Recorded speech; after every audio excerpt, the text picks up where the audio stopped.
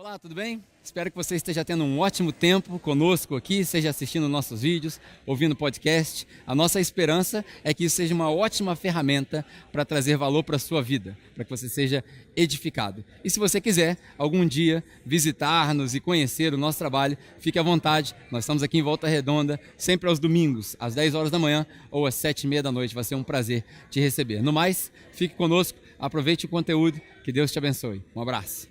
Para quem não conhece a capela ainda, aqui a gente costuma fazer séries. Então as pregações são tipo Netflix. Você vai ver um episódio, aí vai ligar no outro episódio, aí vai terminar a série, depois vai começar uma outra série.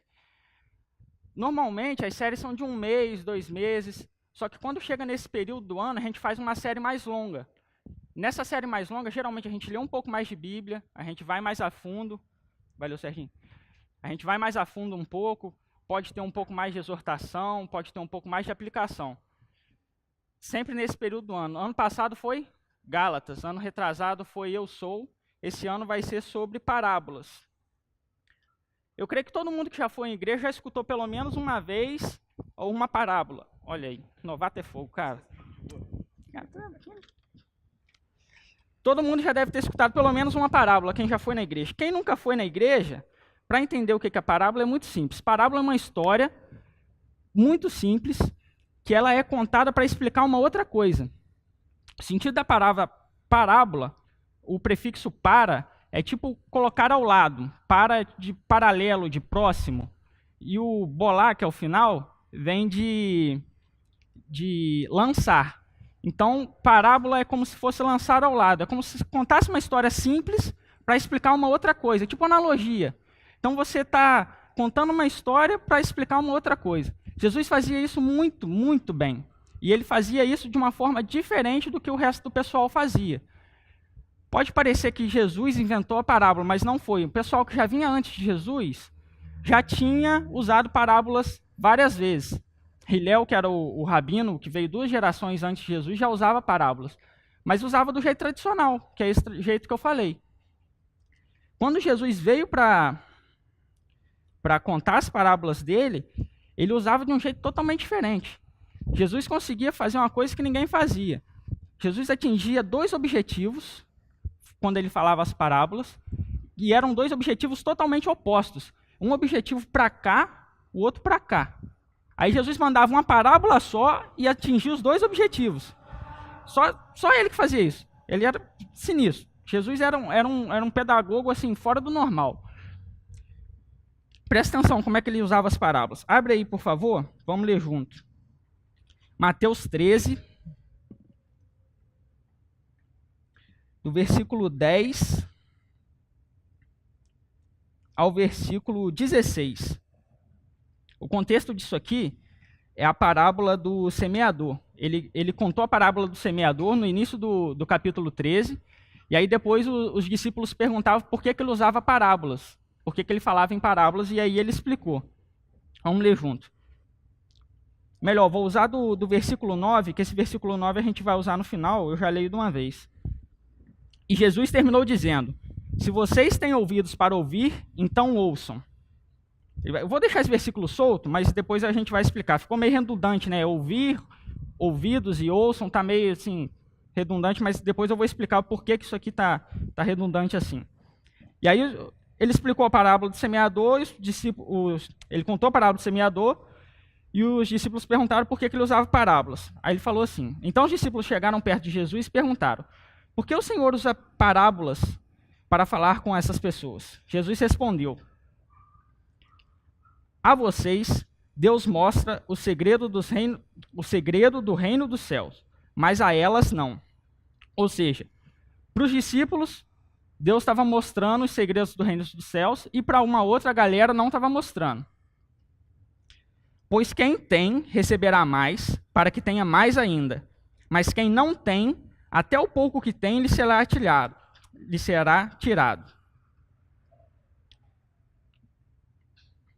É por isso que eu uso parábolas, para falar com essas pessoas, porque elas olham e não enxergam, escutam e não veem, e ouvem e não entendem.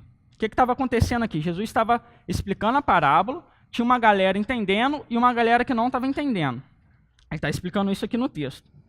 E assim acontece com as pessoas, com essas pessoas, o que disse o profeta Isaías. Vocês ouvirão, mas não entenderão, olharão, mas não enxergarão nada. Se você abrir o livro de Isaías, no capítulo 6, versículo 9, está escrito exatamente isso aqui que Jesus falou. Ou seja, o livro de Isaías foi escrito muito antes.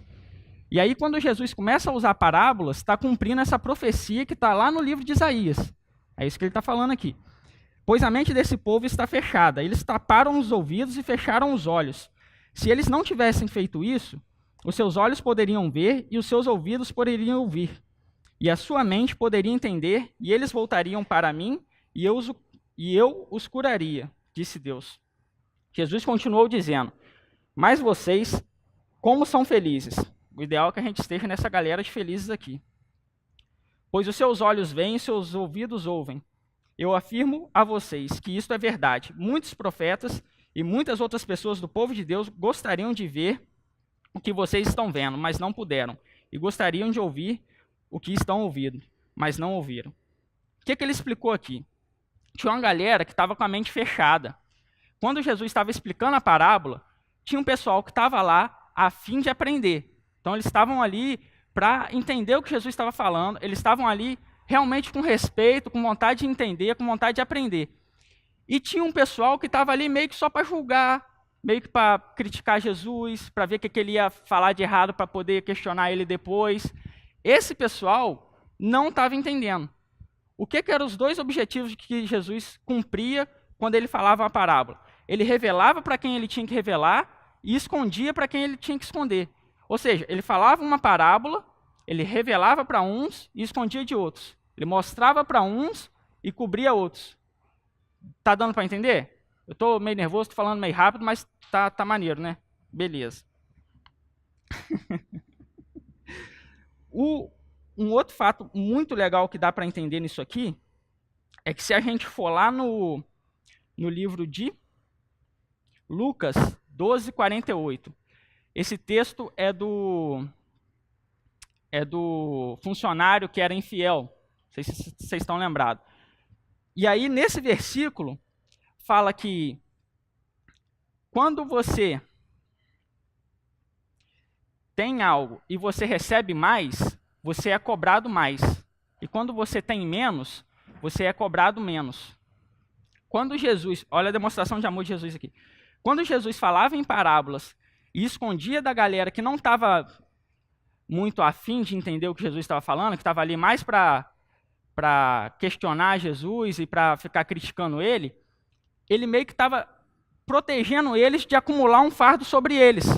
Porque quando você escuta o que Jesus fala, entende e não pratica, meio que você está acumulando um fardo. Porque você está criando responsabilidade, você está adquirindo mais e você está tendo mais responsabilidade e não está praticando. Quando ele fazia isso e o pessoal não entendia, ele estava privando esse pessoal de ficar se sobrecarregando. A gente acha que a gente entende o amor, esse amor que a gente tem aqui. Cara, eu amo muito a Larissa, mas esse amor de Jesus é muito maior. Esse amor de Jesus é muito maior. Os caras estavam ali para criticar ele, os caras estavam ali para questionar, muito provavelmente para poder desmoralizar ele, e mesmo assim, ele estava usando a parábola a favor do pessoal. Ele estava meio que protegendo essa galera.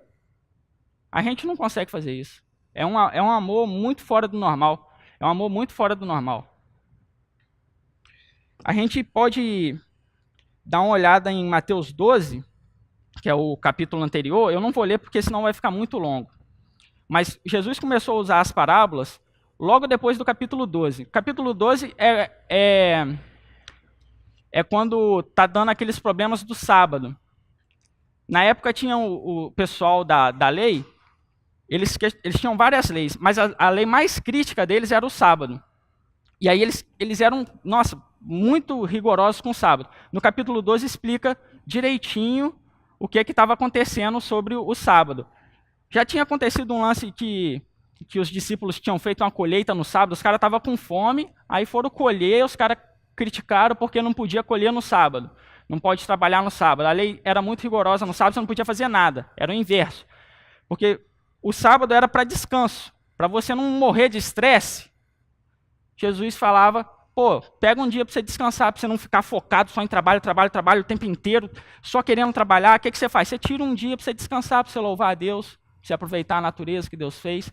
E aí, esse pessoal que estava fazendo a lei na época, o rabino, que tinha um julgo dele, eles botavam pesadão no sábado, mas muito. Aí você não podia viajar, você não podia fazer uma colheita, você não podia sair de casa, você não podia curar uma enfermidade, fazer um tratamento, não podia nada. O sábado virou uma parada meio que de medo. Em vez de ser o dia para você relaxar, virou o dia totalmente contrário, o dia de medo. E aí estava rolando, no capítulo 12, uns problemas, porque Jesus estava curando no sábado, os discípulos de Jesus tinham acolhido umas paradas, e Jesus estava curando dentro da sinagoga ainda, com a galera vendo. Aí piorou a situação, porque os caras viam e o pessoal da lei ficava, pô, esse cara aí está desmoralizando a gente, cara.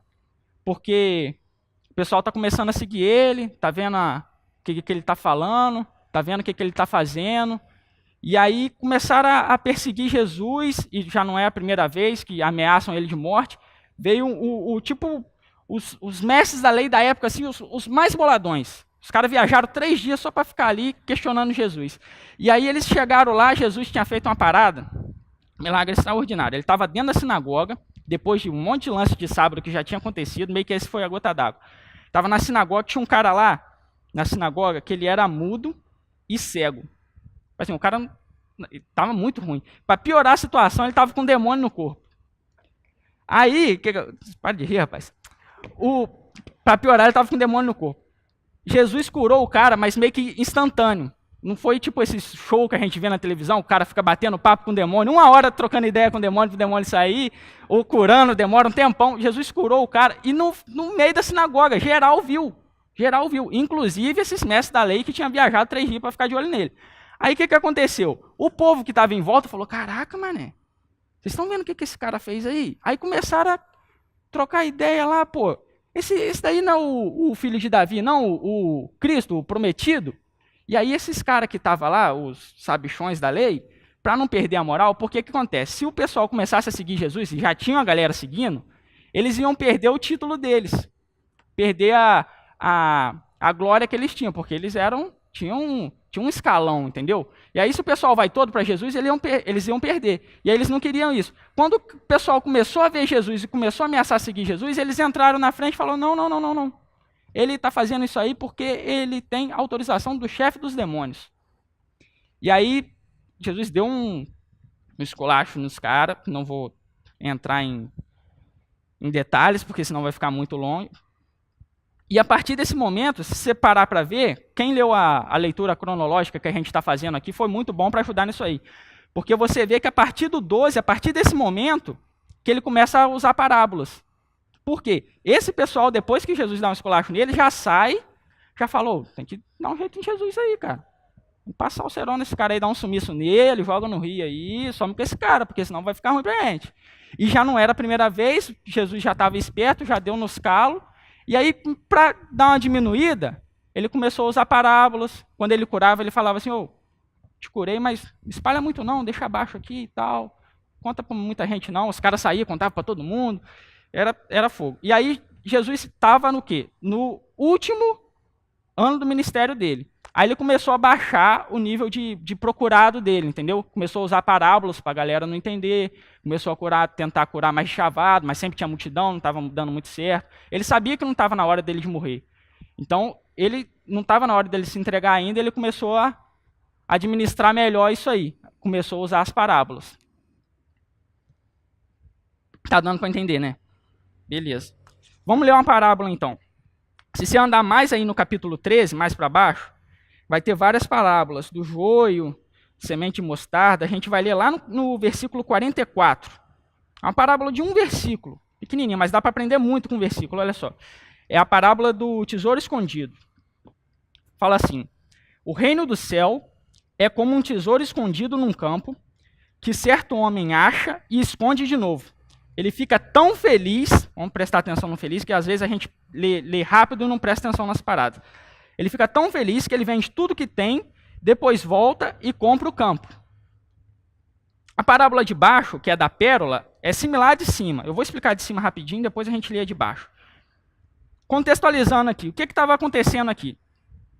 lendo logo de cara, a gente consegue entender algumas coisas. Esse cara que estava achando o tesouro, ele não era dono do campo.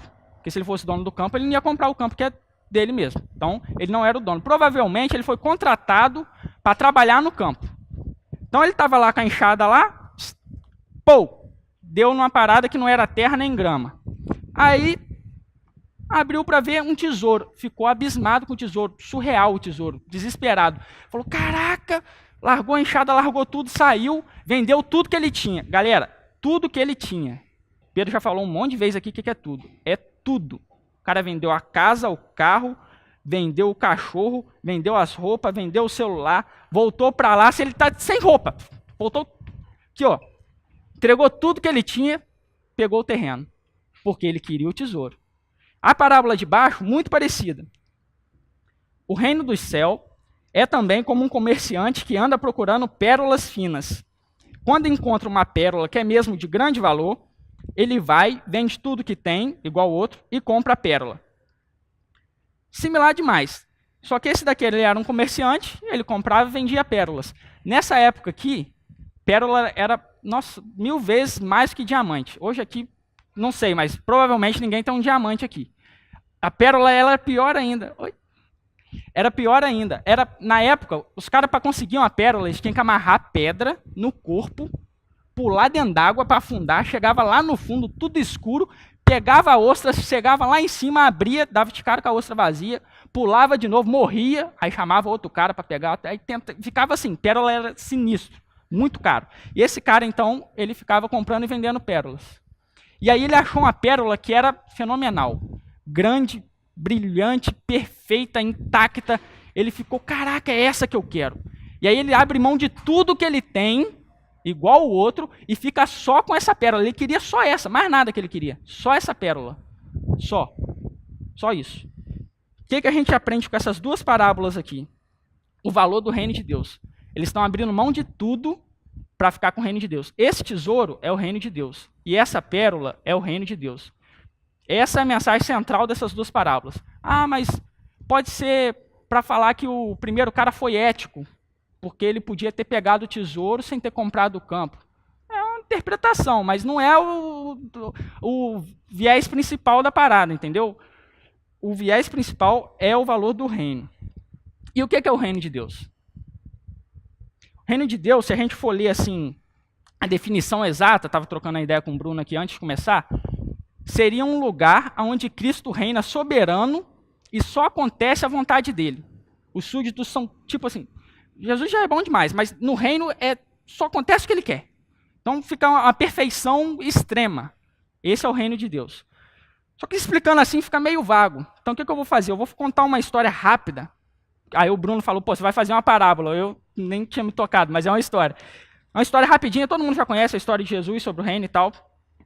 Jesus estava no reino, lá em cima, tranquilo. Vamos imaginar que é lá em cima. Contextualiza, gente. Não é uma história muito exata, não. Estava lá em cima e a gente estava aqui embaixo.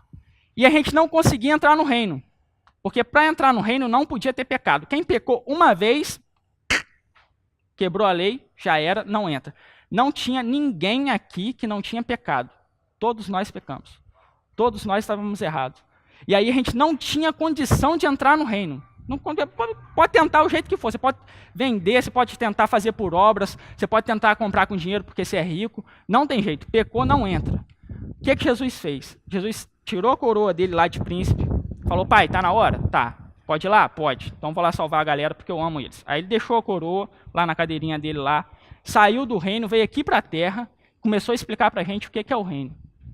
Aí ele vinha, o reino de Deus é como grão de mostarda, o reino de Deus é como tesouro perdido. Aí explicava um pouquinho de amor, aí trocava ideia com o outro, pô, não julga não, cara, porque vai tirar pedra nela aí, e aí você pecou também, como é que funciona? Entendeu? Aí ele começou a ensinar a gente e tal, e a galera perseguindo, galera humilhando.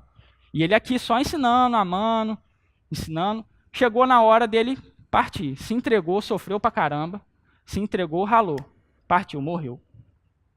3 dias depois ele voltou, ressurreto. Aí ele voltou ressurreto e falou assim, mudei. Seguinte, mudou a parada. Eu estou pagando a entrada do reino para todo mundo. Agora todo mundo tem acesso ao reino. Quem quiser entrar no reino tem direito. Eu estou pagando, eu paguei. Eu morri por vocês, todo mundo tem acesso ao reino agora. Mudou o esquema. E agora eu estou indo embora de novo. E para onde eu vou, vocês vão só depois. Esse reino que eu estou deixando aqui para vocês agora, que todo mundo tem acesso, é o reino em fase de carregamento. Quem joga aí vai entender. É a fase do loading. Você está jogando o beta, a versão de teste. Entendeu? Não tá 100%. O Paulo já começou. Você está jogando a versão de teste, entendeu? Está carregando. O reino não está completo. E aí ele saiu e falou assim, ó, vou deixar um conselheiro para vocês aí. Estou indo embora. E aí o reino só vai ficar completo quando eu voltar. Aí quando eu voltar vai ser vida eterna, amor em abundância. Esse amor que eu estou falando para vocês vai ter paz, vai ter alegria, vai ter perdão, vai ter graça. O reino vai ser completão. Por enquanto, vocês estão com o reino em andamento. O reino está em fase de crescimento. Mas vocês estão no reino. Está dando para entender o que é o reino? Beleza. Algumas coisas que a gente consegue entender olhando essas duas parábolas. Se a gente lê com calma, é porque o texto é pequeno, a gente lê e já acha que entendeu tudo. Mas se a gente for ler minuciosamente, a gente consegue perceber algumas outras coisas. Você vê, presta atenção, todo mundo se tocou que o reino não é visível? O reino estava escondido debaixo da terra, e o outro, o cara da pérola, teve que procurar onde que estava essa pérola. O reino não estava assim com o outdoor piscando, aqui, reino de Deus, tesouro. Não estava. Estava escondido. Por que estava escondido? Quem é carnal não enxerga o reino. Então, se você está aqui na terra só pensando nas coisas da terra, só pensando nas coisas daqui, só em roupa, isso aqui, até pele, até o seu corpo, isso aqui não vale nada. O que vale é o reino. Então, quando você muda a sua perspectiva e vê que o reino é o mais valioso, aí você está vendo o reino, aí você já está dentro do reino. Enquanto você não tem essa visão, você está fora do reino e não enxerga o reino. Muito bom, estou gostando. O Pedro está só me elogiando ali. Outra coisa que a gente percebe, a gente não vê um grupo de pessoas encontrando o reino. É sempre uma pessoa sozinha, um indivíduo. E você não vê também a transferência do tesouro para outra pessoa. O que isso quer dizer? Nas duas parábolas, é individual. Então, a pessoa que achou o tesouro, ela achou o tesouro, ela entregou tudo que ela tinha e ela ficou com o tesouro. Na da pérola, a mesma coisa. É individual. A fé é individual. A graça já foi. Jesus já desenrolou isso aí. Agora, a fé é individual. Não estou falando que você tem mérito na sua fé também, não. Mas a fé é individual. Eu não posso ter fé por você. Outra pessoa não pode ter fé por você. Eu não posso entregar tudo que eu tenho, me desfazer de tudo que eu sou, para poder ter acesso ao reino, pegar e entregar para outra pessoa. Não dá para fazer isso. Não dá. Ninguém consegue fazer isso. É individual. A fé é individual. E a fé não é você vir aqui na frente também, não, e falar que aceitou Jesus, com a mão para o alto.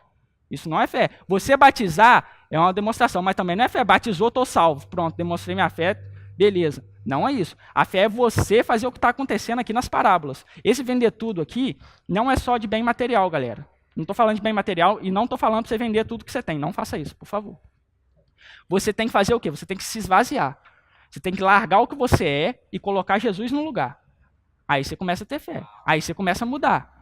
Aí você não vai virar um santarrão também não, porque você vai se esvaziar, vai colocar Jesus no lugar, aí você vai errar, só que aí a mudança está aí. Você vai errar e vai se arrepender. Aí você vai sentar moadinho lá no seu quarto, vai fechar a porta chorando, vai orar para Deus, falar, Deus, eu estou arrependido, vai pedir perdão. Aí você começa a entender que você está se esvaziando e está tendo fé. Entendeu? Outra coisa que dá para ver, a felicidade, eu grifei ali quando eu estava lendo.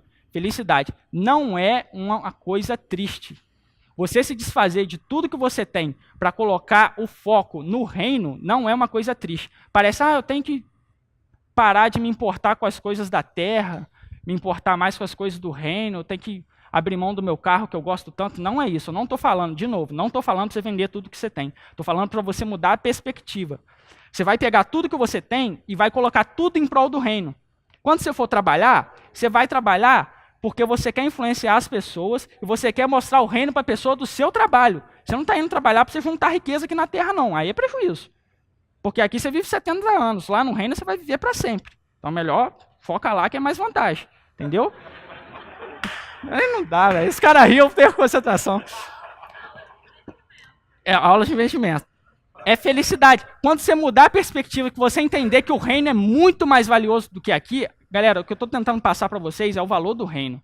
Não tem comparação, não tem como a gente comparar as coisas que tem aqui na Terra com as coisas do reino. A gente pode juntar o patrimônio de todo mundo que está aqui, de todo o planeta, de todas as gerações anteriores, as gerações que estão por vir, junto o patrimônio de todo mundo. Não chega perto nem um pouquinho do valor do reino. É uma distância surreal. É uma distância, como é que é a palavra? Aí, ó. A gente pega ontológica. É uma distância ontológica. Aí o Paulo já fez careta. Ontológica. O Pedro já explicou. Ontologia é uma distância que está na essência. É como se você comparasse um ser humano. Vou dar um exemplo. Você compara um ser humano com um boneco de pano. Não tem como você comparar, é ridículo. O ser humano nasce, reproduz, fala, cria, sabe, faz um monte de coisa. Um boneco de pano é só um boneco de pano. Se o ser humano quiser fazer o que ele quiser com o boneco de pano, que ele faz. Se ele quiser fazer mais boneco de pano, ele faz. Se ele quiser destruir o boneco de pano, ele destrói. É uma comparação muito distante. Está na essência. Isso é uma distância ontológica. Se a gente comparar todos os nossas coisas que a gente dá valor aqui na Terra, pode ser o que for que você dá valor aqui na Terra. Se você comparar com o valor do reino, vai continuar sendo uma distância ontológica. Não dá para comparar. É muito grande a distância. Muito grande. A gente tem que dar valor para o reino, esquecer as coisas daqui e colocar as coisas daqui tudo em prol do reino. É assim que vai funcionar.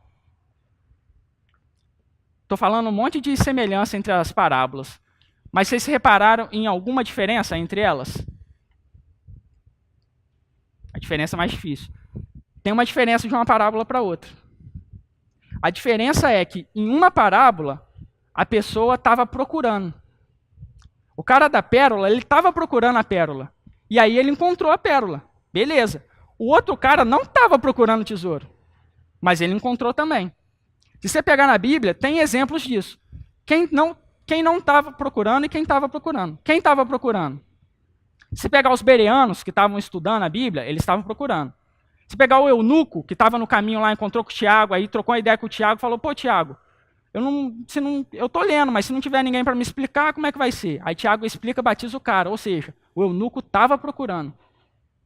Agora, Paulo não estava procurando. Paulo caiu do cavalo sem querer, deu uma cabeçada no chão, deu de cara com Jesus. Paulo não estava procurando, velho. A mulher samaritana que foi no poço, foi lá só para pegar água. Chegou lá para pegar água, Jesus. Aí Jesus trocou uma ideia com ela, já apresentou o reino, pronto. Já também não estava procurando. O que isso ensina para a gente? São pessoas diferentes. Tem meios diferentes de encontrar o reino. Tem gente que procura, tem gente que não procura, mas ambos podem achar o reino. A gente que nasce na igreja, eu nasci na igreja, mas eu fui encontrar o reino só depois de velho. Tem pessoa que nunca foi na igreja, não estava procurando ir na igreja, nem queria saber de igreja, trocou uma ideia com alguém, pô, aí caiu a ficha do cara. Quando pensou que não, já estava dentro do reino. Entendeu? Pessoal, vamos partir já para o encerramento. Tem que ter um preço. Tem que ter um preço. Não estou falando do preço de Jesus, não, porque o preço de Jesus a gente não consegue pagar. E nem é preço daqui terreno com dinheiro, e nem é preço por meio de obra, não. Se você falar, eu faço muitas coisas por reino de Deus, também não compra. O preço é a fé. O preço é você abandonar tudo que você tem, abandonar você e viver o reino, viver Cristo. Esse é o preço. A gente tem que viver o reino. Aquele versículo que eu falei lá no começo, que eu ia explicar, deixa eu ler ele de novo aqui, ó. É o 9. Que está meio redundante, né? Jesus terminou dizendo, se vocês têm ouvido para ouvir, então ouçam. A gente lendo assim no português fica meio esquisito. Tem ouvido para ouvir? Óbvio. E ouçam? Óbvio também. Tem ouvido para ouvir e vou ouvir. Só que esse ouçam aqui do final, quando você pega lá no original, é um sentido um pouco diferente do ouçam. É aquele ouçam tipo do atende. Tipo assim, ô menino bagunceiro, você não está ouvindo seu pai não? Ouve seu pai. Não é porque o menino não tinha ouvido o pai dele já tinha falado. O menino já tinha ouvido. Ele só não estava atendendo aquilo que ele estava ouvindo. Esse que é o sentido desse texto aqui. Então, o que ele está falando aqui? Vocês que têm ouvido para ouvir, atende o que vocês estão ouvindo. Porque senão vai acontecer o que eu falei lá no começo. Vocês vão acumular fardo. Porque vocês estão ouvindo, estão entendendo e não estão praticando. Que a gente vem aqui domingo, a gente canta, aí a gente louva, aí a gente chora, a gente presta atenção na palavra, a gente lê junto, aí chega na segunda-feira, trabalho, prova, faculdade, criança para levar no colégio, arrumar um monte de coisa que estragou, aí volta a rotina, cai tudo no esquecimento e pronto. Aí vem domingo de novo. Aí se acumula mais fardo. Aí depois você não pratica. E vai só indo. Aí vai a bola de neve. Esse tem ouvidos para ouvir aqui, ouçam, é exatamente isso. Está ouvindo? Vamos praticar. Vamos praticar. Vamos entender o reino, vamos viver o reino. Está com dificuldade? Chama um amigo. Chama a esposa, chama o esposo, chama um cara que você conversa. Pega o Bruno aqui, eu vou chamar o Bruno. Pega o Bruno aqui, ó. Bruno, seguinte, vamos viver o reino? Vamos. Vamos aprender junto? Vamos. Então aqui, ó, vamos caminhando. Ó, o foco é Jesus ali, ó, câmera, Jesus. Vai aqui, ó, andando aqui, ó. Aí na hora que daqui a 6 meses que eu começar a desviar, o Bruno vem e me dá um pescoção aqui, ó. Ô, rapá, foca aqui, ó. Aí eu tô focando. Aí eu vou aprendendo. Aí o Bruno, daqui a 2 anos, ele pega e desvia. Eu pego, puxo o Bruno de volta, ó. É aqui, cara. E a gente vai entendendo. Vai aprendendo, a gente vai fazendo o quê, ó? Já conta para outra pessoa sobre o reino. Porque a gente não tá, a gente já entendeu. A gente não quer juntar riqueza aqui. A gente quer compartilhar a riqueza. O reino dos céus é uma eternidade. Você vai ficar rico para sempre. Quando você começar a entender a perspectiva do reino dos céus, você vai ver que ficar com riqueza aqui na terra é bobeira. É muito melhor você fazer uma outra pessoa ficar rico para sempre do que você ficar focando na riqueza daqui. Aí você vai entendendo o reino, vai caminhando, pega um amigo seu para te ajudar e você ajudar ele, e vocês vão contando do reino para outras pessoas. Nisso daí você já está na parábola do semeador, e nem percebeu. Parábola do semeador não vou falar hoje, vai vir mais pregador aí, muitos melhores do que eu, estou falando igual João Batista, o que vem depois de mim é muito melhor. E aí vai vir os pregadores, vai falar da parábola do semeador, vai falar da palavra do joio e do trigo, vai ter várias palavras muito melhores que essa daqui, pode ficar tranquilo.